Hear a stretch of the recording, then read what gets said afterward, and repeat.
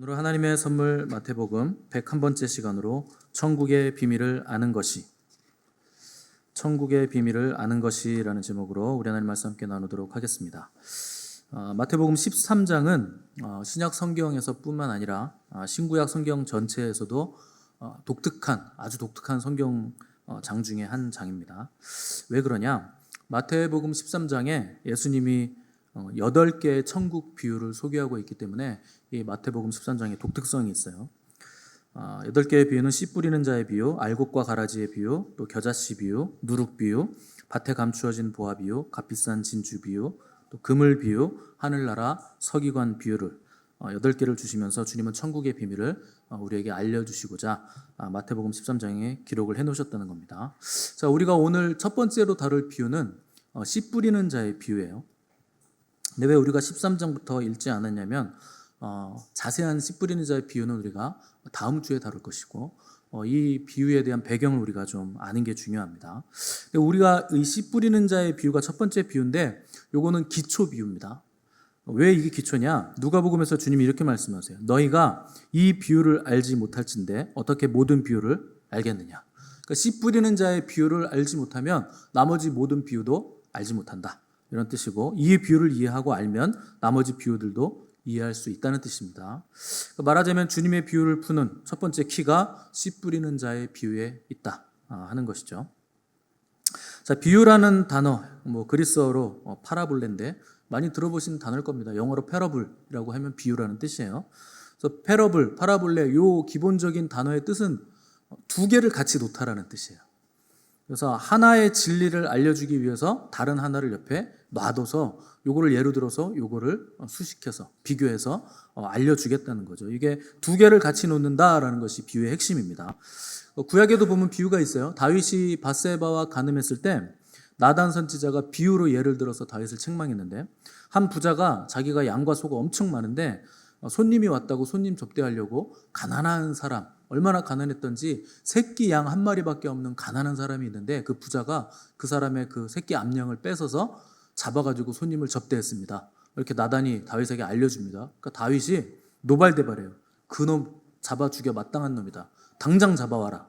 죽이겠다. 호통을 칩니다. 그때 나단이 당신이 그 사람이다. 이렇게 얘기를 해줍니다. 그 바람에 다윗이 이제 그 즉시로 무릎 꿇고 회개를 하죠. 이 스토리, 나단이 전했던 스토리가 비유입니다. 그러니까 무언가를 깨닫게 만들기 위해서 다른 어떤가를 옆에 놔둬서 깨달음을 준다는 거죠.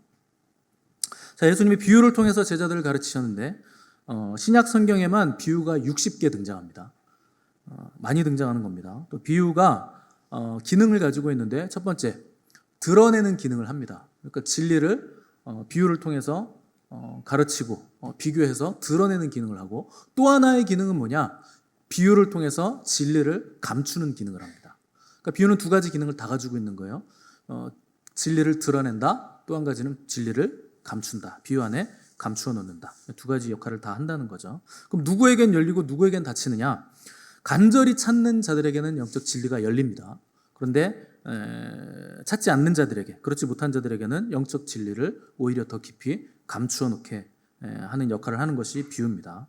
우리 생각에야 왜 그걸 감추나? 이왕이면 많은 사람들이 구원 얻을 수 있도록 이 천국의 비밀을 활짝 좀 열어두시지 왜 굳이 또 비유를 통해서 그걸 감추시나 이렇게 생각하지만 주님은 감출 자에게는 감추시고 열 만한 자들에게만 여시는 분이세요. 그러니까 아무에게나 진리를 열어주지 않습니다. 왜 그렇게 하시는가? 이 비유를 선포하심으로써 열려서 깨달은 자들에게는 구원이 베풀어지는 것이고 선포했는데도 불구하고 그것을 알 생각도 안 하고 찾으려고 생각도 안 하는 자들에게는 오히려 비유가 닫혀버려서 그 선포된 메시지 때문에 듣지 못해서 내가 구원 못 받았습니다. 듣지 못해서 내가 몰랐습니다 하는 핑계를 못 대게 만드시는 거예요. 이미 선포는 됐는데 자기가 열지 않았기 때문에 찾지 않는 자들에게는 비유가 오히려 심판의 역할을 한다 하는 것이죠. 자, 우리가 오늘 읽은 본문 10절에서 13절 말씀 한번 다 같이 읽어보겠습니다. 10절에서 12절까지 읽어보겠습니다. 12절 시작.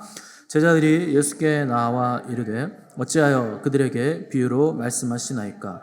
대답하여 이르시되 천국의 비밀을 아는 것이 너희에게는 허락되었으나 그들에게는 아니 되었나니 무릇 있는 자는 받아 넉넉하게 되되 없는 자는 그 있는 것도 빼앗기리라.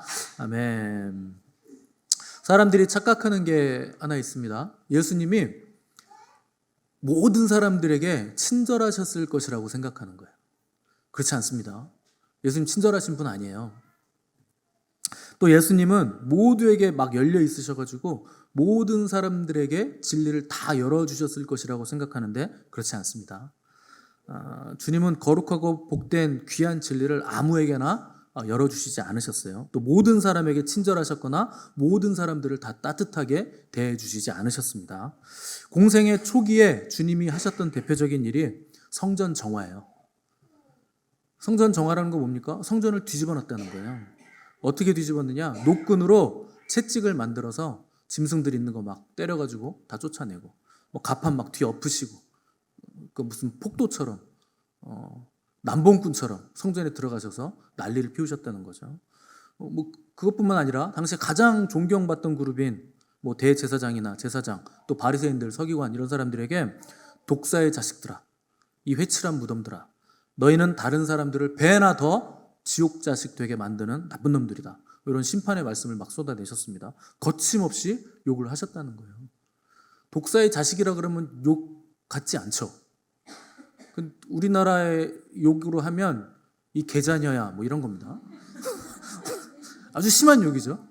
이 뱀자녀야 하면 이스라엘 사람들에게 굉장히 이게 심한 욕이 되는 건데 그냥 그런 욕들을 하셨다는 거예요.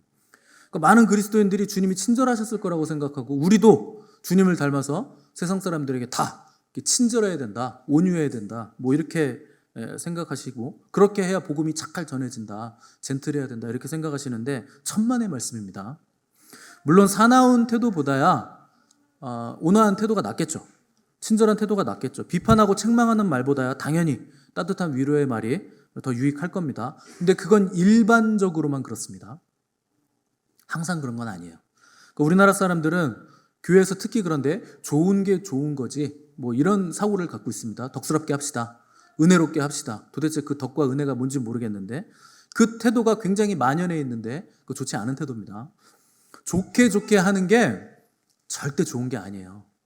여러분, 좋은 건 정말 좋은 것만 좋은 겁니다. 좋게 한다고 해서 좋아지는 거 아닙니다. 좋은 것만 좋은 거예요. 그래서 좋은 것만 좋은 것으로 여기는 태도가 굉장히 중요합니다.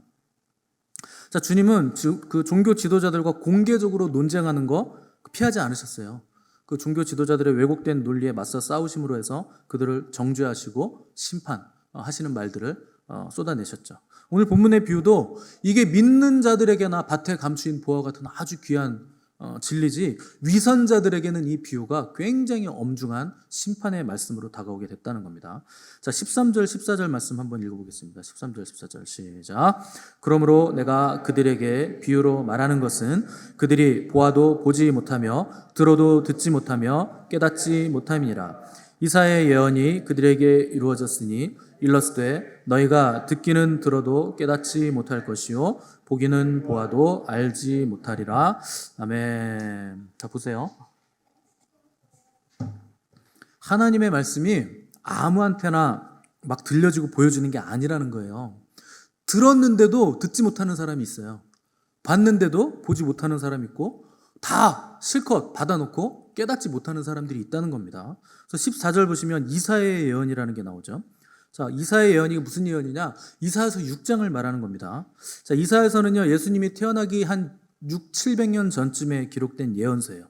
자, 여기 우리 주보 마태복음에 껴놓으시고 구약성경 이사야서를 한번 가보세요. 신약 성경의 절반을 딱 피시면 시편이 나오거든요. 시편 뒤에 시편, 잠언, 전도, 아가, 이사야 나옵니다. 자, 이사야서 6장.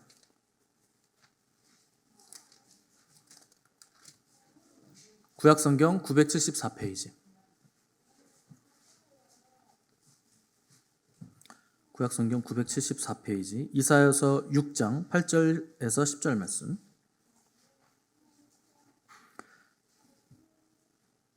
974페이지. 우리 다 같이 읽겠습니다. 8절에서 10절 시작. 내가 또 주의 목소리를 들으니 주께서 이르시되 내가 누구를 보내며 누가 우리를 위하여 갈고 하시니 그때 내가 이르되 내가 여기 있나이다. 나를 보내소서 하였더니 여호와께서 이르시되 가서 이 백성에게 이르기를 너희가 듣기는 들어도 깨닫지 못할 것이요 보기는 보아도 알지 못하리라 하여 이 백성의 마음을 둔하게 하며 그들의 귀가 막히고 그들의 눈이 감기게 하라. 염려하건대 그들이 눈으로 보고 귀로 듣고 마음으로 깨닫고 다시 돌아와 고침을 받을까 하노라 하시기로. 아멘. 자, 굉장히 이상한 구절 나오죠. 이사야가 어느 날 우시야 왕이 죽던 해에 환상이 열렸는데 주님의 보좌 앞으로 이끌려 간 거예요. 그리고 주께서 높이 들린 보좌에 이렇게 앉아 계신데 그 앞에 스랍이라는 건 이제 세라핌이라는 천사입니다. 그래서 이제 스랍이라고 얘기하는 건데 그 천사들이 6날개를 가지고 있는데 그 천사들이 가운데 있는 2날개는 나는 거예요. 날고 위에 있는 2날개로는 눈을 가리고 얼굴을 가린 거죠. 그리고 맨 마지막 한 쌍의 날개로는 발을 가리고 날면서 서로 찬송하는 장면을 보게 되는데 거룩하다 거룩하다 거룩하다 만군의 여호와여 그 영광이 온 땅에 충만하도다 이렇게 막 찬양하는 걸 보게 된 겁니다. 보세요 여러분, 스랍들은요 천사들이죠. 죄가 없는 존재들입니다. 죄가 없는 존재들인데 감히 하나님을 보지 못하는 거예요. 죄가 없어도 하나님을 못 본다는 거예요. 너무나 거룩하셔서. 그리고 그들의 발까지 가렸습니다. 그 발은 더러움을 상징하기 때문에. 스랍들은 날아다니잖아요. 뭐 발이 땅에 닿습니까? 그런데도 자기들의 발을 가리웠다는 거예요. 그 하나님의 거룩의 어미하심이 너무나 영광스러웠다는 거죠. 천상에 있는 스랍 천사들마저도 하나님을 똑바로 보지 못하더라. 근데 그 앞에 이사야가 딱 섰는데 갑자기 나의 죄가 다 드러나는 거죠. 너무나 거룩하니까. 그래서 말하기를 화로다 나여 망하게 되었도다. 나는 입술이 부정한 사람이요 입술이 부정한 백성 중에 거주하면서 만군의 여호와이신 왕을 배웠도다. 이게 이렇게 읽으니까 화로다 나여 망하게 되었다 이렇게 점잖게 얘기했을 것 같죠? 아닙니다. 대성통곡한 거예요. 내가 이제 죽게 됐구나. 내가 거룩하신 하나님 앞에 서보니까 죄송합니다. 주댕이가 얼마나 죄가 많은지 깨달았다는 거예요. 나는 입술이 부정한 백성 중에 거주하면서 만군의 여호와이신 왕을 배웠다. 그러니까 큰일 났다. 내가 여태까지 한 말 내가 어떻게 하나님 앞에서 이거 다 감당하지? 여러분 선지자예요. 선지자. 그나마 좀 괜찮다는 사람. 가장 그 중에 거룩하다는 사람이에요. 근데 하나님 앞에 서니까 내 입술의 부정한 중에 하나님을 폈구나. 나는 이제 죽었다. 그러니까 스랍 중에 하나가 제단에 있던 핀 수술 하나 부젓가락으로 집어서 와가지고 그래가지고 입을 지져줍니다. 여러분 맨날 경배하시죠? 거룩한 보좌 앞에 오늘도 주를 찬양. 그렇게 되는 게 아니에요. 이게 지져야 돼요. 함부로 그냥 그렇게 되는 게 아닙니다. 입술에 대면서 지지면서 스랍이 뭐라 그랬느냐? 이것이 네 입에 닿았으니 네 악이 제하여졌고 네 죄가 사하여졌느니라. 그리고 나서 이사야가 다행이다. 죽진 않겠구나 그러고 있는데 하나님이 갑자기 내가 누구를 보내며 우리를 위하여 누가 갈고 이럽니다. 늘 말씀드리죠. 이사야밖에 없어요 거기. 뭐 누가 갑니까? 그러니까 이사야가 하나님이 이 누가 가지? 누구를 보내지? 그러니까 울며 겨자 먹기로 저요. 제가 갈게요. 이렇게 된 거예요. 그 하나님이 그래? 네가 갈래? 괜찮겠니? 뭐 이사야밖에 없는데 그냥 그렇게 된 겁니다. 그래서 그럼 네가 가긴 가는데 가서 이 백성에게 말해. 근데 말하는데 조건이 있어. 너희가 듣기는 들어도 깨닫지 못할 것이고 보기는 보아도 알지 못할 거라고 말해라. 다 말해라. 근데 백성의 마음을 둔하게 해서 그들의 귀가 막히게 하고 눈이 감기게 해라. 왜냐하면 그들이 혹시 눈으로 보고 귀로 듣고 마음으로 깨달아서 다시 돌아와 고침 받을까봐 내가 그거 두렵다. 그들이 고쳐질까봐 회복될까봐 나 그거 싫다. 돌아오지 못하게 해라. 깨닫지 못하게 하라. 이런 사명을 이사야에게 주셨다는 겁니다. 여러분 이게 말도 안 되는 사명이에요. 보통 선지자에게 사명을 주실 때는 야 너 가서 전해. 심판이 얼마 안 남았어. 가서 전해. 회개하라 그래. 우상 숭배에서 빨리 돌이켜서 빨리 회복하고 깨달아 나에게 돌아오라 그래. 이렇게 전해 주셔야 그게 선지자의 직분인데 하나님은 들어도 듣지 못하게 봐도 못 보게 아예 눈을 가려버려. 깨닫지 못하게 혹시라도 걔네들이 깨닫고 돌아올까 봐 그래. 절대 돌아오지 못하게 이렇게 얘기하셨다는 거예요. 아니 그럴 바에야 그냥 안 보내시면 되잖아요. 애초에 못 듣잖아요. 이사야가 안 가면 말도 안 할 것이고 하나님 말씀 대언도 안 할 건데 굳이 그걸 보내시면서 듣지 못하게 하고 보지 못하게 하고 깨닫지 못하게 하라니. 무슨 이런 사명을 받은 선지자가 있습니까? 여러분, 제가 목회를 하는데 여기 미션 처치에 딱 하나님 보내셔가지고 너 가서 목회해. 근데 아무도 내 말씀 깨닫지 못하게 해. 다 전해. 네가 알고 있는 거 다 전해. 근데 깨닫지 못하게 전해. 그러면 여러분 기분이 어떠시겠습니까? 굉장히 안 좋으시겠죠? 근데 그거 하라는 거예요. 왜 이런 말도 안 되는 사명을 주셨는가? 하나님이 무슨 악취미가 있으신가? 아주 못되신 분이신가? 여러분 앞으로 넘겨서 이사야 1장 보세요.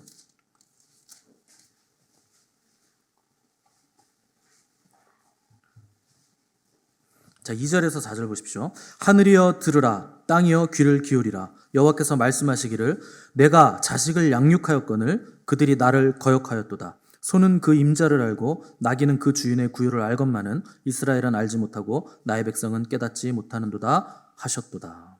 슬프다 범죄한 나라요 허물진 백성이요 행하게 종자요 행위가 부패한 자식이로다. 그들이 여호와를 버리며 이스라엘의 거룩하신 이를 만홀히 여겨 멀리하고 물러갔도다. 그럼 무슨 말입니까? 온 이스라엘이요 하나님을 다 버려버린 거예요. 그리고 어디로 갔느냐? 우상 숭배하러 달려갔다는 거예요. 이사야서의 시작은 이런 배경을 가지고 있는 거예요. 하나님을 다 버렸어요. 다 우상 숭배로 달려갔어요. 그래서 하나님이 탄식하는 거예요. 야, 하늘아, 하늘아, 내 말 좀 들어봐. 땅아, 내 말 좀 들어봐. 야, 짐승, 소야, 너도 어미 알지? 누군지 알지? 근데 내 백성 이스라엘은 나를 모른다. 내가 그들 창조하고 사랑했고 출애굽시켜가지고 민족을 삼아줬는데 그들이 나를 다 버리고 조직적으로 음란하게 우상 숭배하러 다 달려갔다. 하늘아, 이게 말이 되는 일이냐? 땅아, 이게 말이 되냐? 야, 들판아, 소야, 너는 이게 말이 된다고 생각하냐? 하나님이요 어디 하소연할 데가 없어가지고 하늘에 하소연하고 땅에 하소연하는, 뭐 소한테 하소연하고 지금 그러고 계신 거예요. 얼마나 가슴 아픈 일입니까? 그들이 하나님을 버려서 다 우상 숭배로 패역함으로 달려갔기 때문에, 자기들 스스로 그릇된 길로 들어갔기 때문에 하나님이 그래 좋다. 내가 이렇게까지 했는데 그렇게 계속 우상 숭배하러 간다면 이제 너희는 들어도 듣지 못하게 하겠다. 봐도 보지 못하게 하겠다. 그래서 점점 패역해져서 점점 구원에서 멀어져서 심판을 받게 될 것이다. 주님께서 이사야 선지자를 통해서 그 심판을 너 가서 행해라 이렇게 말씀하고 있다는 거예요. 그 이사야 선지자가 했던 그 자리에 지금 누가 계시냐? 주님이 계신다는 거예요. 주님이 이사야 선지자가 했던 그 일을 똑같이 비유를 통해서 선포하시면서 마음을 열고 받아들인 자에게는 그 비유의 계시를 열어주시고, 거부하는 자들에게는 비유가 닫힌 계시가 돼서 그들 스스로 심판을 받을 수밖에 없도록, 들어도 듣지 못하고 보아도 보지 못하고 받아도 깨닫지 못하도록 비유로 지금 말씀을 하고 계신다는 겁니다. 이사야서 43장 한번 가보세요. 1019페이지.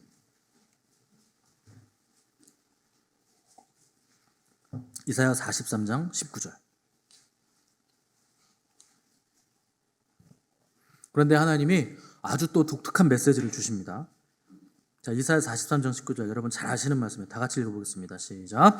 보라, 내가 새 일을 행하리니 이제 나타낼 것이라. 너희가 그것을 알지 못하겠느냐? 반드시 내가 광야의 길을 사막의 강을 내리니. 아멘. 자, 보라, 내가 새 일을 행할 것이라. 하나님이 그럼에도 불구하고 뭔가 새 일을 행해 주시겠다는 거예요. 근데 그 전에 16절 보시면 이런 구절이 있어요. 나 여호와가 이같이 말하노라. 바다 가운데 길을, 큰 물 가운데 지름길을 내고 병거와 말과 군대의 용사를 이끌어내어 그들이 일시에 엎드러져 일어나지 못하게 하고 소멸하기를 꺼져가는 등불 같게 하였느니라. 너희는 이전 일을 기억하지 말며 옛날 일을 생각하지 말라. 자, 이게 무슨 말입니까? 바다 가운데 길을 내시고 물 가운데 지름길을 내고 병거와 말과 군대가 그들이 앞에서 일시에 엎드러져서 다 죽었다. 꺼져가는 등불같이 다 소멸됐다. 이거 출애굽 사건 말씀하는 겁니다. 홍해를 가르시고 이스라엘이 바다 가운데 길을 건넜어요. 그리고 애국 군대가 추격해 오다가 하나님이 물을 덮으시는 바람에 다 수장돼서 죽었습니다. 그런데 하나님이 그 일을 말씀하시면서 그거 너희들 대대에 기억할 일이다. 엄청난 일을 내가 너희들에게 해준 거다. 그런데 너희들 그 일 기억하지 마. 이제 너희는 이전 일들을 기억하지 말고 옛적 일들, 그 출애굽한 거 이제 생각하지도 마. 왜요? 내가 이제 새 일을 행할 거야. 그거 옛날 일이야. 대단한 일은 맞지만, 엄청난 일이었던 건 맞지만 이제 내가 보라 새 일을 행할 것이다. 그게 이제 나타날 거다. 그 새 일이라는 게 뭡니까? 이사야 7장으로 다시 가보세요.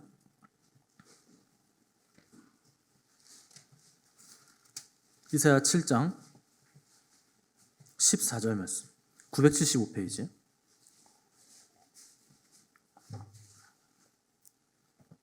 14절 다 같이 읽겠습니다. 시작. 그러므로 주께서 친히 징조를 너희에게 주실 것이라. 보라, 처녀가 잉태하여 아들을 낳을 것이요 그의 이름을 임마누엘이라 하리라. 아멘. 자, 9장 6절 7절 읽어보세요. 9장 6절 7절.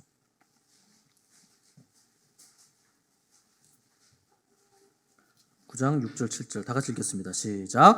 이는 한 아기가 우리에게 낳고 한 아들을 우리에게 주신 바 되었는데 그의 어깨에는 정사를 메었고 그의 이름은 기묘자라 모사라 전능하신 하나님이라 영존하시는 아버지라 평강의 왕이라 할 것임이라. 그 정사와 평강의 더함이 무궁하며 또 다윗의 왕좌와 그의 나라에 군림하여 그 나라를 굳게 세우고 지금 이후로 영원히 정의와 공의로 그것을 보존하실 것이라. 만군의 여호와의 열심히 이를 이루시리라. 아멘. 자, 무슨 세일을 행하신다는 겁니까? 출애굽 사건 그거 이전 일이다. 너희 기억하지 마라. 이스라엘 역사 내내 이르를 기억해야 될 것이지만 이제 기억하지 마라. 더 놀랍고 엄청난 일이 벌어질 것인데 그게 무슨 일이냐? 이는 한 아기가 우리에게 태어날 거다. 어떤 아기냐? 그 아기가 어깨에 정사를 메었다. 그의 이름은 기묘자다, 모사다, 전능하신 하나님이다, 영존하시는 아버지요 평강의 왕이다. 한 아기가 그 이름을 가지고 온다. 이런 이름을 가진 분이 누굽니까? 하나님이시죠. 근데 하나님이 한 아기의 모습으로 온다는 거예요. 이 땅에 오신다는 거예요. 그러니 너희들 이전 일 기억하지 마라. 출애굽 사건 두 번 다시 못 볼 기적이지만 하나님이 인간의 몸을 입고 이 땅에 내려오시는, 직접 내려오시는 그 사건과 비교하면 그건 비교 대상도 안 되는 거예요. 자연 만물이 하나님의 말씀대로 명령받아서 움직이는 거 그거 놀라운 일이지만 그런데 하나님이 직접 내려오시겠다는 거예요. 그 이름은 기묘자다, 모사다. 급이 완전히 다른 내가 새 일을 행할 것이다. 그 일을 주님이 하시겠다는 겁니다. 여러분, 인류 역사상 오리라고 예언돼서 태어나신 분은 딱 우리 주님 한 분뿐이에요. 어떤 사람도 예언돼서 태어난 사람 없습니다. 무슨 나폴레옹 장군이 그렇게 태어났습니까? 링컨 대통령이 링컨이 오리라, 대통령이 오리라 이렇게 해서 태어났습니까? 아니에요. 주님만 예언돼서 태어나신 분이시고 주님만 구체적인 정확한 장소까지 미리 예언돼서 오리라고 예언돼서 태어나신 유일한 분이십니다. 근데 마침내 그분이 오신 거예요. 그래서 마가복음 1장 15절 보시면 때가 찼고 하나님 나라가 가까웠으니 회개하고 복음을 믿으라. 무슨 때가 찼다는 겁니까? 하나님의 나라가 드디어 왔다는 거예요. 기다리던 메시아, 기묘자, 모사자, 평강의 왕, 그 하나님이 드디어 오셨다는 거예요. 그러니 너희들 받아들여라. 그분을 받아들여라. 회개하고 그분을 받아들여야 하나님 나라를 너희들이 받을 수 있다. 그 주인공이 누굽니까? 그 나라의 주인, 그 나라 자체 되신 분, 그분이 예수 그리스도시라는 거예요. 세례 요한의 제자들이 주님을 찾아와서 묻습니다. 오실 그이가 당신입니까? 근데 주님이 이렇게 답하세요. 너희는 가서 요한에게 알리되 맹인이 보며 못 걷는 사람이 걸으며 나병한 자가 깨끗함을 받으며 못 듣는 자가 들으며 죽은 자가 살아나며 가난한 자에게 복음이 전파된다 하라. 누구든지 나로 말미암아 실족하지 아니하는 자는 복이 있도다. 나로 말미암아 실족하지 않으면 이 모든 것들 다 너희 거다. 하나님의 나라도 너희 거다. 근데 조건이 있다. 너희들 나를 받아들여야 된다. 이게 유일한 조건입니다. 그래서 여러분 주님을 받아들이셔야 되는 거예요. 그런데 놀랍게도 그분이 오셔서 예언된 모든 일들을 눈앞에서 행하시고 있는데도 많은 사람들이 그분을 믿지 않습니다. 특별히 바리새인들과 종교인들은 이 땅에 오신 하나님의 역사와 통치를 귀신의 왕 바알세불의 힘과 능력이다 이렇게 왜곡시키면서 하나님의 나라의 능력과 치유와 회복의 눈을 감아버렸어요. 하나님 나라의 주인이시고 하나님 나라 자체 되신 분이 눈앞에 있는데도 그분을 거부하는 바람에 하나님 나라의 외부인으로 다 전락했다는 겁니다. 그래서 예수님의 비유로 인해서 이 사람들은 진리에 대해서는 이제 더욱더 눈이 멀게 되는 심판을 받게 됐다는 거죠. 자, 신약 성경에 나타나는 비밀의 뜻은 무스테리온인데 헬라어로 이게 옛 언약 아래서는 분명하게 드러나지 않고 감추어졌지만 새 언약 아래서 온전하게 계시되어 나타난 영적인 진리. 이걸 이제 비밀이라고 말하는 거예요. 신비라고 말하고. 자, 다시 한번 옛 언약 아래서 구약 아래서는 분명하게 드러나지 않고 감추어졌었지만 새 언약, 신약 아래서는 온전히 계시되어 나타난 영적인 진리, 이것을 비밀이라고 하는 겁니다. 자, 그 대표적인 비밀들이 있는데 몇 가지가 있는데 그 중에 하나가 저와 여러분이에요. 여러분, 우리는 비밀이요 신비입니다. 우리는 유대인이 아니에요. 그런데 이방인들인데 이방인들이 복음에 참여하게 돼서 하늘나라 백성이 된다는 것 자체가 감추어졌던 비밀입니다. 이건 바울이 받은 비밀이에요. 바울의 복음이죠. 또 예수님께서 공생의 초기와 말기에 보시면 성전을 정화하시는데 그때 내 집은 만민이 기도하는 집인데 너희들이 강도의 구례를 만들었도다 하시면서 성전을 뒤집어 엎으십니다. 근데 그 장소가 어딘 줄 아세요? 이방인의 뜰이에요. 거기가 사람들이 장사 막 좌판하고 환전 이렇게 해주고 차려는 데가 이방인의 뜰입니다. 무슨 뜻입니까? 이방인의 뜰이면 이방인들이 와서 기도하고 구원을 받아야 되는 장소인데 왜 너희들은 여기를 강도의 구례를 만들어 놓고 이방인들이 구원받지 못하게 가로막고 있느냐? 그래서 다 뒤집어 엎어놓으신 거예요. 이것도 비밀이죠. 여러분, 무엇보다 가장 놀랍고 신비한 비밀은 우리 주님이 비밀이세요. 그분의 성육신도 비밀이고 그분의 십자가도 비밀이고 부활도 비밀이죠. 이 비밀한 계시들은 이 비밀을 알기 원하는 사람들, 간절히 찾기 원하는 사람들에게만 이해할 수 있도록 의도적으로 은밀하게 감추어진 채로 우리에게 전달이 된 겁니다. 그래서 예수님 사랑하고 그분의 말씀을 사모하는 자들에게만 이 비밀은 열려지게 되어 있는 겁니다. 여러분 생각에 구원을 뭘로 받는다고 생각하십니까? 여러분 뭘로 구원받는다고 생각하세요? 어려우세요? 이 질문이? 이거를 모르면 어떻게 구원을 받나요? 예? 뭘로 구원받습니까? 예? 돈으로? 잘생김으로? 그 여기 구원받을 사람 몇 명 없는데? 뭘로 세속적인 몸매가 세속적이어서 구원받습니까? 어떻게 구원받아요? 믿음과 행위로. 아주 탁월한 대답을 하셨어요. 정확하게 말하면 여러분 믿음으로 구원받는다고 다 아실 겁니다. 아닙니다. 여러분은 행위로 구원받아요. 말도 안 된다는 눈빛으로 저를 보고 계신데 저거 이단 아닌가? 행위 구원은 구원판가? 여러분, 모든 사람은요 놀랍게도 행위로 구원받습니다. 구원은요 하나님의 율법을 무흠하고 완벽하게 지키는 사람이 받는 거예요. 여호와의 율법은 완전하고 여호와의 율법은 확실하고 여호와의 율법은 정직하고 여호와의 율법은 순결합니다. 이건 진리의 말씀이에요. 율법은. 그런데 문제는 어떤 사람도 이 율법을 어기면 구원을 못 받아요. 그래서 율법의 요구를 완전하고 완벽하게 충족시킨 사람만 구원을 받습니다. 근데 여러분이 그걸 지켜서 구원받을 수 있어요? 여러분의 의로 구원받을 수 있습니까? 우리가 구원받는 이유가 뭔지 아세요? 행위로 구원받는 거예요. 누구의 행위입니까? 예수 그리스도의 행위 때문에 우리가 구원받는 거예요. 그분이 율법을 완전히 다 지키신 겁니다. 그래서 그분의 의가 우리에게 왔기 때문에 예수 그리스도의 행위 때문에 우리가 구원받게 된 거예요. 왜 예수님이 아기로 태어나십니까? 그냥 골고다 언덕에서 십자가로 바로 내리 꽂아가지고 너 가서 십자가 달려! 그래서 탁 내려와가지고 탁 달리셔가지고 돌아가시면 끝날 문제 아닙니까? 굳이 또 마리아의 몸을 빌리셔가지고 복잡하게 마리아는 또 무슨 잘못이 있다고 남자도 모르는데 갑자기 배가 막 불러오고 나 이러다 돌에 맞아 죽겠네 불안하게 이 모든 과정을 왜 겪으셔야 됐습니까?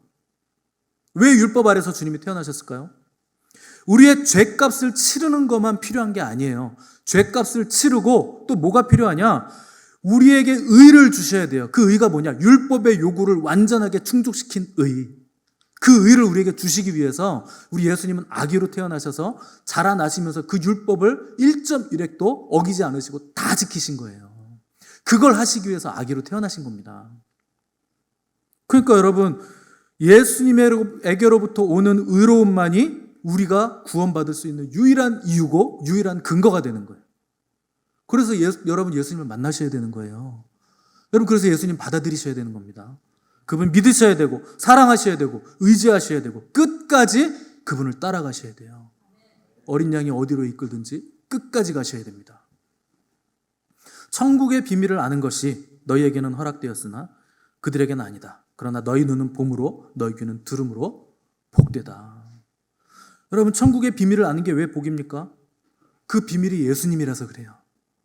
예수님을 볼 수 있는 눈이 열렸다는 거예요. 예수님의 음성을 들을 수 있는 귀가 열렸다는 겁니다. 예수님을 알게 되었다는 거예요. 영생이란 아는 거기 때문에, 하나님과 그의 보내신 자 예수 그리스도를 아는 것이 영생이라고 주님이 직접 말씀하셨기 때문에 그분을 알지 못하면 영생은 물 건너가는 거예요.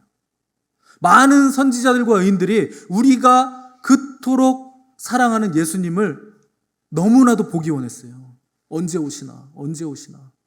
간절히 그분의 말씀 듣기 원했습니다. 근데 그들은 보지도 못했고 듣지도 못했어요. 그러니까 여러분, 우리가 오늘날 그분을 예배하고 그분을 만나고 그분을 알고 그분을 사랑하는 거, 그분과 동행하는 거, 이게 얼마나 엄청난 일이고 얼마나 대단한 복인가 여러분 깨달으셔야 됩니다. 여러분이 지금 가지고 있는 그 모든 거, 여러분들이 굉장한 사람이다, 귀한 사람이다, 내가 너무나도 사랑하는 사람이라고 여기는 내 가족이라도 그런 사람들 다 모으고 여러분들이 귀하게 여기는 그 모든 거 다 모아서 저울에 딱 올려놓고 반대편에 예수님 딱 올려놓으면요, 예수님 쪽으로 급속하게 떨어집니다. 세상 가장 귀한 분이 예수님이세요. 가장 아름다운 분이 우리 주님이세요. 하늘과 땅 아래 바닷속에 모든 귀하고 소중한 존재들 다 모아도 우리 주님 한 분만 못합니다. 비교할 수 없어요. 아름다우신 분이, 귀하신 분이에요. 여러분, 그분 귀하게 여기시고 사랑하시기 바랍니다. 그분 없으면 우리도 없는 겁니다. 귀한 것 귀하게 여길 줄 알으셔야 돼요. 소중한 거 소중하게 간직하셔야죠. 이미 받았다고 내배통하고 다른 거 복 주세요. 주님 주시면 다 준 거예요. 주님 오시면 온 우주 만물 다 온 거예요. 하늘과 땅의 모든 복들이 다 온 겁니다. 여러분, 이 받은 것 위에 넉넉하게 그분의 사랑과 복을 더 받으시는 저와 여러분 되시기를 간절히 바랍니다. 우리 다음 주에는 씨 뿌리는 비유에 대해서 자세하게 들여다보도록 하겠습니다. 기도하겠습니다.